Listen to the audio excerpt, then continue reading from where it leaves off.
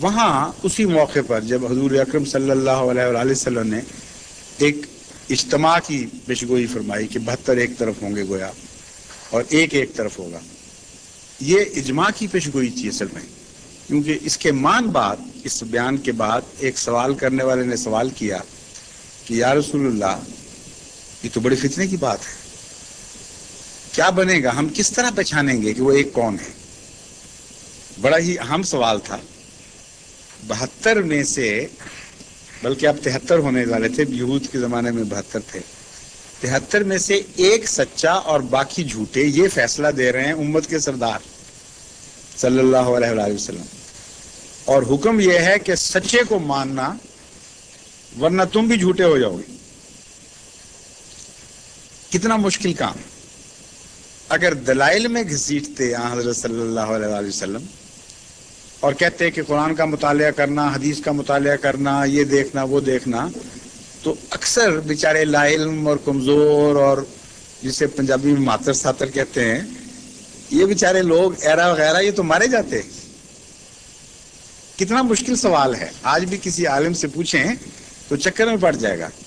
مگر حضرت اقدس محمد مصطفیٰ صلی اللہ علیہ وآلہ وسلم کی شان نبوت دیکھیں، کیسا واضح صاف دماغ خدا نے دیا تھا،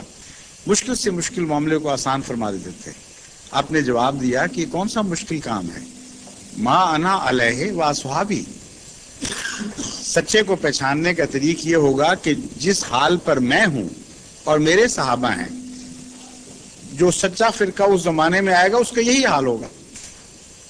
یہ حال دیکھنا تو کوئی مشکل نہیں ہوتا، دلیلیں نکالنی اور منطقی ایچ پیچ کو سمجھنا ہی مشکل کام ہے، لیکن ظاہری طور پر جو حال گزر رہے ہوتے ہیں قوموں کے، وہ پہچاننے مشکل نہیں ہوتے۔ حضرت صلی اللہ علیہ وآلہ وسلم اور آپ کے غلاموں کا کیا حال تھا، اس بارے میں تو کسی مسلمان کو کوئی بھی شک کی گنجائش نہیں، پڑھا لکھا ہو ان پڑھ ہو، اس کو یہ پتہ ہوگا کہ کلمہ پڑھنے والوں کو گلیوں میں گھسیٹا جاتا تھا، سزائیں دی جاتی تھیں، کلمہ پڑھنے کے حق سے محروم رکھا جاتا تھا، تبھی بلال پیدا ہوئے ہیں، تبھی وہ عظیم الشان عورتیں پیدا ہوئی ہیں جن کو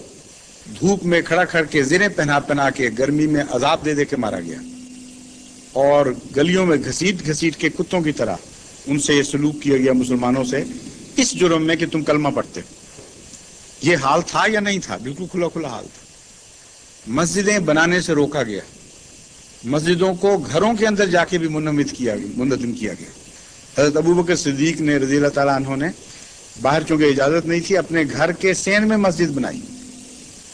حملہ کر کے یلغار کر کے لوگ پہنچے کہ تمہیں خدا کی عبادت کا کیا حق ہے،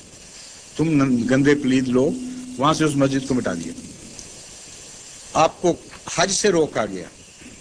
آپ کو اپنے فرائض منصبی عبادت سے روکا گیا، یہاں تک کہ قرآن کریم نے اس کا ذکر فرمایا۔ کتنا اندھیر، کتنا ظلم ہے۔ ینہا عبدن اذا صلی، کچھ بدبخت ایسے لوگ ہیں جو عبادت سے روکتے ہیں، جو خدا کی عبادت ہے۔ ایک بندہ کہتا ہے میں اپنے رب کی عبادت کر رہا ہوں، کہتے ہیں تمہیں کیا حق ہے، ہم تمہیں روکیں گے۔ یہ سارا سلوک حضرت رسول اکرم صلی اللہ علیہ وسلم اور آپ کے غلاموں سے ہوا، اور یہ اعلان کیے گئے کہ ان کی بیویاں حرام ہو گئیں، ان کو طلاقیں مل گئیں، جو مسلمان ہو جائے وہ آٹومیٹکلی اس کی شادی منسوخ، ان کے بچے اپنے والدین کا ورثہ پانے سے محروم، ان کے مکان لوٹ لو، ان کو گھروں سے نکال دو، اعلان کرو کہ اب تمہاری ہمارے یہاں کوئی گنجائش موجود نہیں، اب ہم تمہیں نیست و نابود کر کے چھوڑیں گے، یا اپنا مذہب تبدیل کرو اور ہمارے اندر واپس آؤ، ورنہ اس ملک میں تمہارا زندہ رہنے کا کوئی حق نہیں۔ یہ حقیقت کس مسلمان پہ پوشیدہ ہے آج بتائیں، پڑھا لکھا ہو یا ان پڑھ ہو، ہر ایک کو پتہ کہ یہ سلوک تھا۔ اور یہ سلوک جماعت احمدیہ کے ساتھ کس نے کیا ہے؟ ایک فرقے نے، دو فرقوں نے؟ اجماع ہوا ہے، اسی اجماع کے نتیجے میں بڑے فخر کے ساتھ سارے پاکستان میں مولوی زندناتے پھرتے ہیں، اور یہاں آ کر ان کو بھی بتاتے ہیں تم بھی شامل ہو جاؤ ہمارے ساتھ، تم یہاں بیٹھی کیا کر رہے ہو، اتنا ثواب کا کام، اتنا نیکی کا کام، کہ ہم کلمے سے روک رہے ہیں بدبختوں کو، ناپاکوں کو، اور تم پڑھنے دیتے ہو ان کو، تم بھی ان کو قتل کرو، تم بھی ان کو لوٹو۔ ان کا کیا حق ہے نمازیں پڑھیں؟ ہمارا حق ہے، خدا ہمارا ہے، ان کا نہیں۔ ان کا کیا حق ہے رسول اللہ صلی اللہ علیہ وسلم کی تعریف کریں؟ ان کا کوئی حق نہیں، یہ ناپاک اور گندے لوگ ہیں۔ وہ سارے جرائم جو آن حضرت صلی اللہ علیہ وآلہ وسلم اور آپ کے غلاموں کے خلاف دشمنان اسلام کر رہے تھے، وہ ان سارے جرائم کی مرتکب آج یہ 72 کی جمعیت ہے اور عدالتوں میں گواہی دے چکے ہیں، جانتے ہیں ہم کیا کر رہے ہیں، یہ نہیں کہ ناواقف ہیں۔ کوئٹہ کی عدالت میں جب مسجد مسمار کی گئی اور احمدیوں کو کلمہ کے پڑھنے کے جرم میں قیدوں میں ڈالا گیا، تو عدالت میں ان کے جو جمعیت کا حفاظت ختم نبوت کی جمعیت تھی، ان کا صوبائی صدر ہے، وہ بیان دے رہا ہے۔ وکیل نے اس سے پوچھا کہ آپ یہ بتائیں کہ یہ سب کچھ جو آپ اس وقت احمدیوں سے کر رہے ہیں، حضرت صلی اللہ علیہ وآلہ وسلم کے زمانے میں یہ کون کس سے کیا کرتا تھا؟ جواب تھا کہ مشرک محمد رسول اللہ صلی اللہ علیہ وسلم اور آپ کے ساتھیوں سے یہی کچھ کیا کرتے تھے، ریکارڈڈ ہے یہ عدالت میں، تو شبے کی کون سی گنجائش باقی رہتی ہے؟ میرے نزدیک تو اس واقعہ، جس واقعہ کو احمدیت کی تکذیب کے لیے سب سے شاندار واقعہ سمجھتے ہیں، میرے نزدیک اس سے بڑا واضح اور روشن ثبوت احمدیت کی صداقت کا اور کوئی پیش نہیں کیا جا سکتا،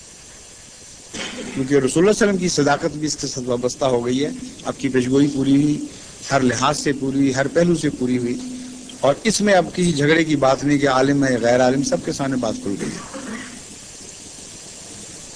اگلا سوال۔